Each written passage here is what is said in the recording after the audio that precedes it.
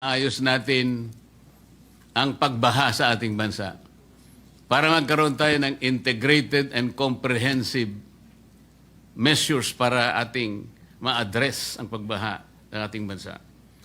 So ang Palawan ay isa lamang po, Mr. President, Your Honor. Kailangan po nating integrate ang lahat po ng ating gawain para maproteksyonan ang lahat ng ating mga komunidad na umaasa sa ating mga kailugan, sa lahat ng ating tributaries, at the same time protecting them for the sake of environment. Sana po, Mr. President, Your Honor, ay maisama nyo sa listahan ang napaka-importanting opisinang ito na kung tawagin ay River Basin Control Office. Noted, Mr. President. Kaya po hindi rin nag-attend sa meeting itong RDCSO because RDSO kasi po hindi lang po kasi rivers sa pinag-uusapan dito, Mr. President, kundi lahat ng waterways na nasa hindi lamang sa lungsod kundi sa buong lalawigan ng Palawan. Kaya po may representante po ang Department of Environment and Natural Resources tulad po ng nasabi ng ating kasamahan na ito ay bahagi or ahensya na nasa ilalim po ng Environment and Natural Resources, Mr. President. Mr. President, Your Honor, sinabi po ninyo, let this chamber send a strong message that no one, not even powerful individuals or business, can place private interests above public safety, ecological balance, and the rule of law. How is strong, Mr. President, Your Honor?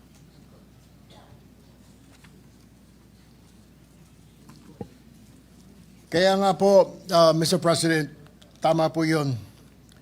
Ito pong mga nangyaring disasters, maliwanag po na may mga violations po sa buong Palawan, particular na po sa lungsod ng Puerto Princesa, ay hindi lamang po apektado ang naturang lalawigan at lungsod, kundi ang buong bansa. Ang problemang ito ay ipinarating sa aking tanggapan ng mga residente ng Puerto Princesa, and there is an urgency. Ang problema po, hindi lang po sa Palawan nangyayari ito ngayon, kundi sa iba't ibang lugar ng ating bayan. Maging sa Metro Manila, ang pagtatayo ng mga istruktura sa mga ilog, dito po sa Metro Manila at iba pang bayan. Kaya nga po ang mensahe, it does not matter kung sino po yan, kailangan po natin ng strict enforcement of the law. Kailangan pong maimbestigahan ito, Mr. President. Kailangan pong magsagawa tayo ng isang hearing para magkalinawan po tayo at may mensahe tayo at imbitahan ang mga opisyal o ahensya na namamahala patungkol dito para maiparating natin na ang pagtatayo po ng mga istruktura, ng mga building, ang paglalagay ng mga harang sa mga waterways ay illegal at hindi natin po papayagan dahil yan po ay labag sa batas. Mr. President, ako po ay kaisa ninyo sa paglikha ng isang strong message. Kaya ako po tinatanong, gaano po kalakas ang gusto ninyo sapagkat maaari po nating pagtalunan gaano mang kalakas ito.